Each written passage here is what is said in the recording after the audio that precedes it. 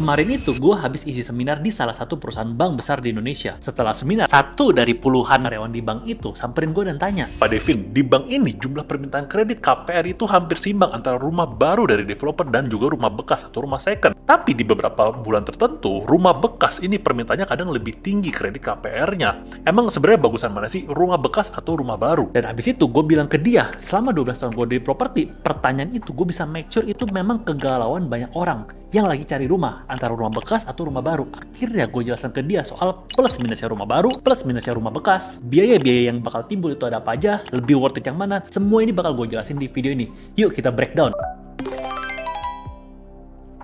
Oke, biar gue lurusin dulu. Rumah bekas dan juga rumah baru itu masing-masing ada istilahnya sendiri di dunia properti. Rumah baru kita sebutnya sebagai primary property. Rumah bekas kita sebutnya sebagai secondary property. Primary property alias rumah baru ini adalah properti tangan pertama. Jadi rumah ini langsung dibeli dari pengembang atau developernya. Sedangkan secondary property ini adalah properti tangan kedua, ketiga, keempat, dan seterusnya. Second, rumah bekas. Dan masing-masing sesuai yang gue bilang di awal, ini ada plus minus ya. Tapi sebelum kita masuk ke dalam plus minusnya, gue mau bilang dulu buat kalian yang DM gue atau reply TikTok gue atau message gue di TikTok atau komen gue di TikTok, sorry banget, itu banyak banget, seribuan atau puluhan ribu, gue nggak bisa balesin satu persatu. Kalian mau tetap stay connected dengan gue, kalian bisa follow di Instagram gue @devincahaya, atau kalian bisa tulis di kolom komentar pertanyaan-pertanyaan kalian seputar bisnis, properti, finansial, dan lain-lain. Hopefully gue bisa jawab di video berikutnya. Oke, kita mulai dari rumah baru atau primary home, primary property atau properti tangan pertama, atau properti yang kita beli langsung dari developernya langsung. Nilai plusnya yang paling pertama adalah udah pasti bangunannya lebih fresh, lebih baru. Karena ini bener-bener baru jadi, dari tanah dibangun jadi rumah. Kalianlah orang pertama yang bener-bener tempatin atau tinggalin rumah ini. Itu nilai plus pertamanya. Nilai plus yang kedua adalah cara bayar kalian lebih fleksibel. Kalian mau nego cicilan ke developernya? Bisa. Kalian setelah nego cicilan, kalian mau nego juga tenor KPR ke bank yang kerjasama dengan developernya? Bisa juga. Gimana skemanya? Misalnya gini, ada rumah dijual sama developer atau pengembang ya seharga 1 miliar rupiah. Kalian terima price list ya. Di sana ada tulisan cara bayar, pilihan cara bayar, cash keras, cicilan 12 kali, lalu juga KPR, tapi harus DP 20%. Tapi ternyata dari 3 pilihan cara bayar yang ada di price list mereka, itu kalian masih terlalu sulit. Oh, kok berat banget ya, cicilannya harus segini. Oh, kok berat banget ya, mau KPR DP terlalu besar. Nah, itu kalian bisa nego ke developer ya, namanya adalah pengajuan ke developer. Misalnya, kalian mau ambil cara bayar yang cicilan 12 kali, tapi cicilan 12 kali terlalu berat bulanannya untuk kalian. Kalian mau dong ubah cicilan 12 kali ini menjadi 36 kali ke developer. Itu bisa pengajuan. Atau kalian misalkan nggak mau cicil ke developer, kalian maunya ambil KPR ke bank karena tenornya lebih panjang. Tapi KPR ke bank tadi DP-nya harus 20%. Kok berat ya? Kalian bisa bikin DP 20%-nya ini dibagi menjadi cicilan. Contohnya, DP 20% dibagi menjadi 12 kali cicilan. Itu bisa juga pengajuannya. Harusnya tim developer atau pengembang yang baik itu bisa menghitungkan net present value atau NPV buat kalian. Begitu kalian mengajukan harga tersebut. NPV atau net present value itu adalah selisih cash flow yang harusnya developer itu terima sekarang menjadi terimanya itu di masa depan. Karena kalian membagi cicilannya lebih panjang lagi. Selama developer menunggu cash flow-nya masuknya harus sekarang menjadi masa depan, itu developer pasti ada ongkosnya sendiri, ada cash flow yang keluarnya sendiri. Misalnya gini deh, sebagai contoh supaya simpel. Tadi teman-teman mau ambil rumahnya, ambil yang cicilan 12 kali, tapi teman-teman ubah menjadi 36 kali. Artinya ada selisih 24 bulan. Yang tadinya developer harusnya terima duit full 100% di bulan ke-12, tapi developer menjadi terima duit full di bulan ke-36. Ada selisih 24 bulan. Tapi selama 24 bulan ini, developer kan harus ada uang operasional, ongkos cash flow untuk gaji, administrasi, dan lain-lain. Nah, selain daripada kerugian operasional, ada juga kerugian yang tadinya duit itu cash flow-nya masuk bisa diputerin lagi sama developer menjadi tidak bisa.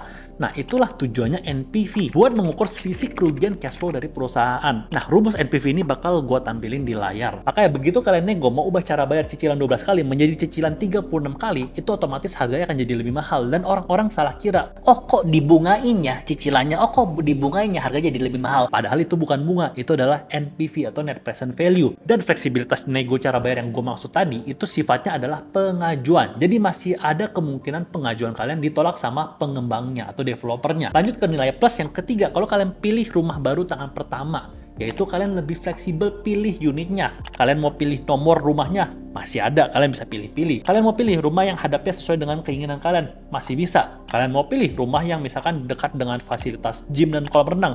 Masih bisa. Kalian mau pilih rumah yang hadap taman, nggak mau yang hadap rumah-rumah juga? Kalian masih bisa. Karena stok unit rumahnya itu masih lebih banyak dibanding rumah bekas. Kalau kalian rumah bekas, kalian akan lebih kesulitan memilih hal-hal seperti ini. Misalkan kalian pengen yang hadap taman, dekat dengan kolam renang, nomor yang bagus, ada, tapi belum tentu dijual sama owner atau pemilik lamanya. Dan nilai plus yang keempat, kalau misalnya kalian pilih untuk beli rumah baru dari pengembang, kalian mungkin bisa masih dapat bonus atau promo-promo dari developer. Misalkan, beli rumah hari ini, bonus logam mulia. Beli rumah hari ini, bonus kitchen setnya, dan lain-lain. Itu nilai plusnya. Tapi di satu sisi, nilai minusnya kalau kalian beli rumah baru adalah rumahnya rata-rata masih inden, tidak siap huni. Serah terimanya kadang masih 1, 2, 3 tahun lagi, atau bahkan bisa-bisa serah terimanya itu lebih terat daripada yang dijanjikan sama developer atau pengembangnya. Dan bahkan kalau kalian salah pilih perumahan, salah pilih developer, itu pas kalian serah terima, itu spesifikasi bangunannya mungkin nggak sesuai sama yang dijanjikan developer. Atau bahkan mungkin fasilitasnya yang ada di sana nggak sesuai yang dijanjikan sama developer di awal. Kolam renangnya harusnya Olympic size, nggak taunya cuma setengahnya, dan semacamnya. Atau bisa juga pas kalian serah terima, itu sertifikatnya masih belum dipecah. Jadi kalian masih pegangnya PPJB doang terus-terusan. Dan mungkin aja kalian bisa pegang PPJB ini bisa sampai setahun, 2 tahun, 3 tahun, atau beberapa tahun setelah kalian serah terima. Yang dimana kalau kalian pegang PPJB doang, itu kalian bakal lebih sulit buat jual lagi. Kenapa? Karena pembeli baru yang mau beli rumah kalian, itu nggak bisa ajuin kredit KPR ke bank kalau misalkan sertifikatnya cuma PPJB doang. Atau case paling parahnya adalah yang tadi itu kalian masih mending, masih serah terima. Ada beberapa proyek yang memang tidak serah terima sama sekali.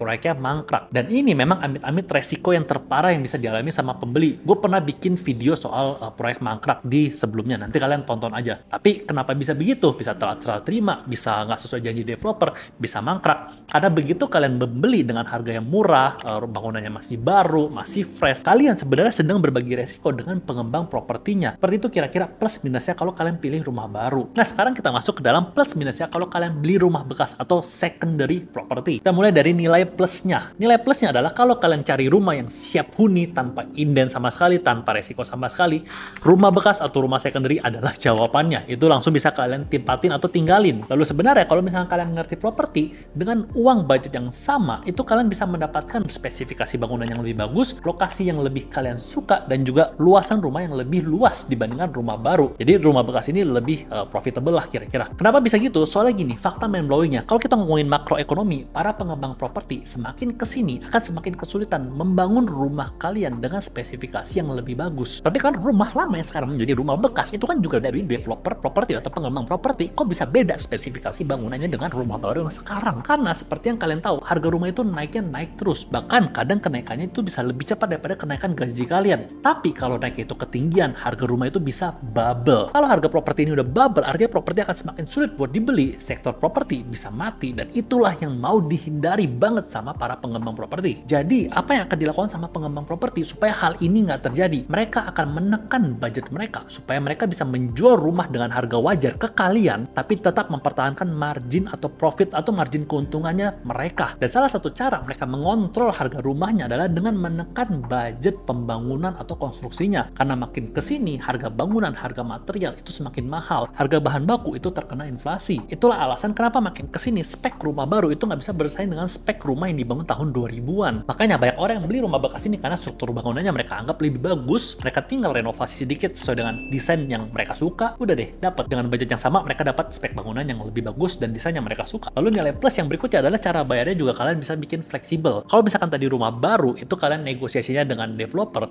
Rumah bekas juga sama, kalian bisa negosiasi dengan owner atau penjual rumahnya. Misalnya kalian mau ambil KPR, DP rumah bekas itu 30%, sedangkan rumah baru itu 20%. Kok DP rumah bekas lebih berat ya? Ini kalian bisa nego ke owner atau pemilik rumahnya untuk adjust harga transaksinya sehingga kriteria DP 30% ini terpenuhi. Biarpun yang terjadi DP-nya adalah yang sesuai kemampuan kalian. Tapi ini bukan ilmu pasti ya, ini lebih ke arah ilmu lapangan. Nggak ada jaminannya dari keberhasilan kungfunya ini. Tapi gue yakin di luar sana banyak banget yang melakukan hal ini. Dan nilai plus yang terakhir, kalau kita bicara soal rumah bekas, udah pasti lingkungannya lebih matang, lebih established dibandingkan rumah baru. Begitu kalian survei rumah bekas, kalian udah tahu lokasinya di mana, mallnya ada di mana, rumah sakitnya ada di mana, mana, supermarket ada di mana, sekolah ada di mana. Beda dengan kawasan baru yang masih menunggu infrastruktur atau fasilitasnya itu dibangun. Tapi di satu sisi, minusnya kalau kalian beli rumah bekas, kalian harus lebih jeli dengan dunia properti. Jeli soal perpajakan, jeli soal administrasi, jeli soal sertifikatnya, jeli soal kondisi spek bangunannya. Karena kalau kalian nggak jeli, kalian bisa-bisa lebih rugi beli rumah bekas dibandingkan rumah baru. Nggak ada keuntungan yang tadi gue sebutin. Minus yang berikutnya adalah kalau kalian beli rumah bekas, biaya-biaya tersembunyi yang muncul buat transaksi rumah bekas ini bakal jauh lebih banyak dibandingkan kalian beli rumah baru dari developer atau pengembang. Gue pernah jelasin soal hal ini, soal biaya tersembunyinya satu video panjang lengkap banget sampai belasan menit, kalian boleh cek di channel gue. Tapi di sini gue bakal jelasin secara singkat. Kalau kalian beli rumah baru dari developer atau pengembang, itu palingan pas kalian transaksi itu muncul biaya PPJB dan juga AJB sekitar 0,5